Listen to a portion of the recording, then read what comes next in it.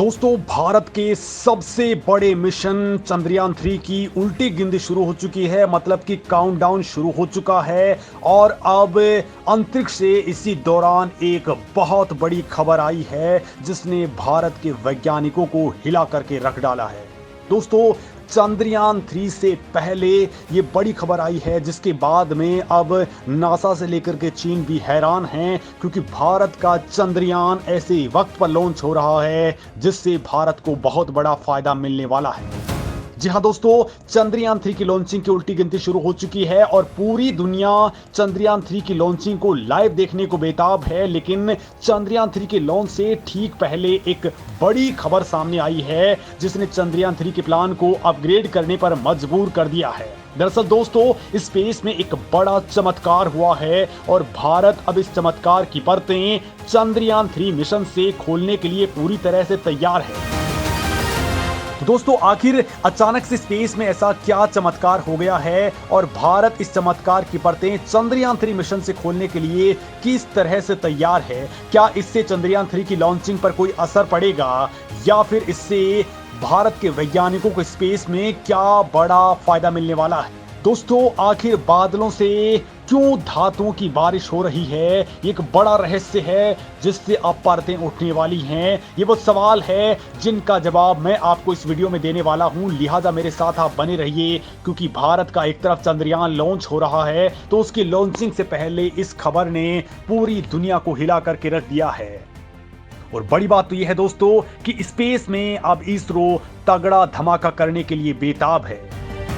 दोस्तों, भारतीय अंतरिक्ष अनुसंधान संगठन अपने तीसरे लूनर मिशन चंद्रयान 3 की लॉन्चिंग के लिए पूरी तरह से रेडी हो चुका है। उल्टी गिनती शुरू हो चुकी है। इस मिशन को लेकर के आंध्र प्रदेश के श्रीहरिकोटा से 14 जुलाई को प्रक्षेपण यान यानी कि LVM-3 रॉकेट के जरिए 2:35 पर लॉन्चिंग होने वाली है और इसको लेकर के मंगलवार को 24 घंटे का लॉन्च रिहर्सल भी पूरा कर लिया गया और अब इंतजार है उस पल का जब चंद्रयान चांद की तरफ कूच कर जाएगा। चंद्रयान 2 मिशन के दौरान लैंडर को सॉफ्ट लैंडिंग करवाने में सफलता नहीं मिल पाई थी और इस लिहाज से दोस्तों चंद्रयान 3 को भारत के लिहाज से बेहद अहम बताया जा रहा है। नासा से लेकर की चीन की CNSA और रूस की रोसकोसमोस भी भारत के साथ इस मिशन पर कड़ी नजर टिकाए हुए है। दोस्तों, इसी दौरान भारत के पूरे ग्राउंड स्टेशंस और डीप स्पेस मिशंस एक्टिवेट हो चुके हैं। यही वजह है कि भारतीय अंतरिक्ष एजेंसी ने इस बार चंद्रयान 3 को लेकर के बेहद खास तरह के डिजाइन किए हैं। चंद्रयान 3 में कई सुरक्षा उपायों के साथ ही ज्यादा ईंधन भरा गया है। इसके लिए एक बड़ा लैंडिंग साइट भी रखा गया है। दोस्तों, इसरो ने इसे फेलियर बेस्ड डिजाइन या फिर कहें कि विफलता आधारित डिजाइन कहा है, जिसमें कुछ चीजें गलत होने पर भी मून रोवर चांद पर सफलतापूर्वक लैंड कर सकेगा। जी हां दोस्तों, आज इसरो अध्यक्ष एस सोमनाथ ने कहा है कि चंद्रयान 2 की सफलता आधारित डिजाइन के बजाय अंतरिक्ष वैज्ञानिकों ने चंद्रयान 3 में विफलता आधारित डिजाइन को चुना है और इस बात पर खास ध्यान दिया गया है कि कुछ चीजों के गलत होने पर भी इसे कैसे बचाया जाए और कैसे इसे सफल लैंडिंग में सुनिश्चित कर लिया जाए।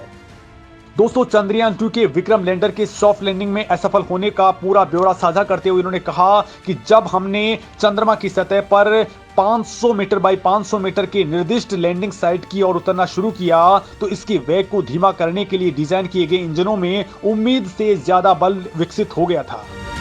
दोस्तों, इसरो प्रमुख ने कहा कि ज्यादा बल पैदा होने की वजह से कुछ ही अवधि में त्रुटियां पैदा हो गई और बड़ी बात यह रही कि ये सारी की सारी त्रुटियां एक साथ हो गई जो इसरो की अपेक्षा से कहीं ज्यादा थी, यानी यान को बहुत तेजी से मुड़ना पड़ा। और जब दोस्तों ये बहुत तेजी से मुड़ने लगा तो इसके मुड़ने की क्षमता को सॉफ्टवेयर के द्वारा सीमित कर दिया गया। दोस्तों, इसरो ने कहा है कि हमने कभी ऐसी स्थिति की उम्मीद नहीं की थी। ये दूसरा मुद्दा था।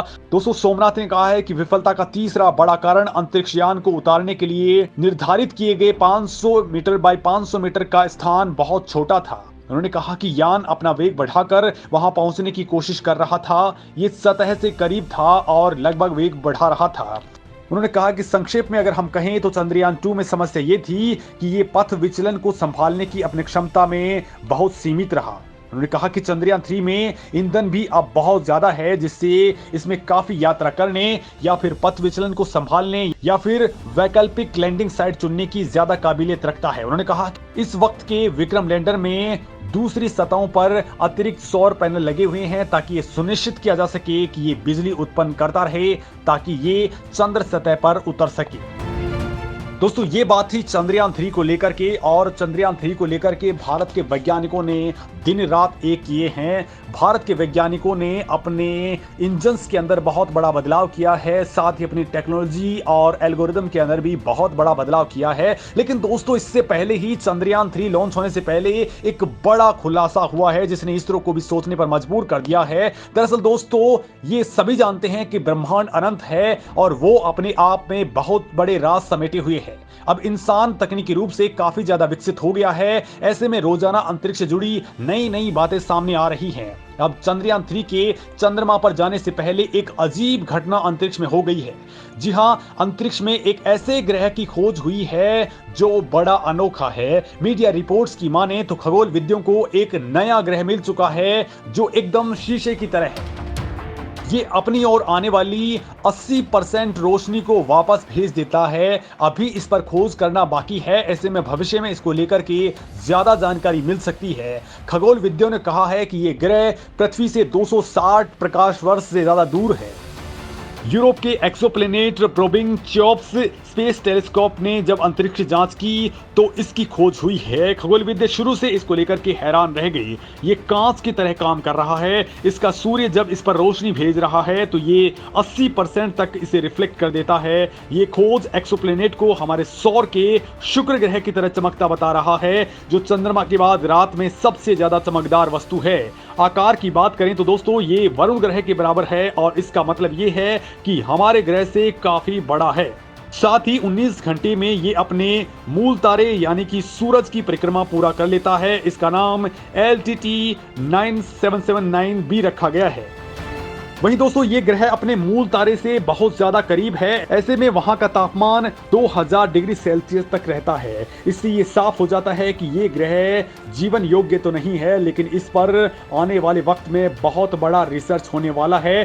साथ ही पानी वाले बादल निर्माण के लिए यहाँ पर अनुकूल माहौल नहीं है। लेकिन दोस्तों इसरो ने जिस तरीके से अपना चंद्रयान लॉन्च करने का प्लान बनाया है और लॉन्च कर रहा है, वो दोस्तों आने वाले वक्त में इस तरह के ग्रहों की खोज करने में भी बड़ा कदम साबित हो सकता है।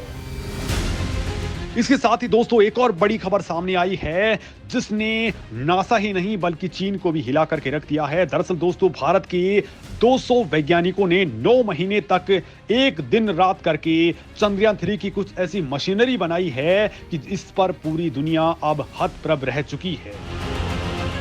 दोस्तों सबसे बड़ी बात यह है कि इनके 80% कलपुर्जे केवल मुंबई के अंदर बने हैं, यानी कि ये पूरी तरह से स्वदेशी हैं। और दोस्तों चंद्रयान 3 के अंदर 3 तरह के इंजन लगे हैं जिनके ये 80% कलपुर्जे पूरी तरह से भारत में बने हैं। और बड़ी बात यह है दोस्तों कि इन्हीं पार्ट्स पर चंद्रयान 3 को जमीन की सतह से आसमान में 50 किलोमीटर की ऊंचाई से चांद तक यान को पहुंचाने की जिम्मेदारी होगी। इनमें एक इंजन का नाम विकास इंजन है जो यान को करीब 50 किलोमीटर की हाइट से 500 किलोमीटर की हाइट तक ले जाने का जिम्मा है। इसके आगे की यात्रा बाकी के 2 इंजन के पास में होगी।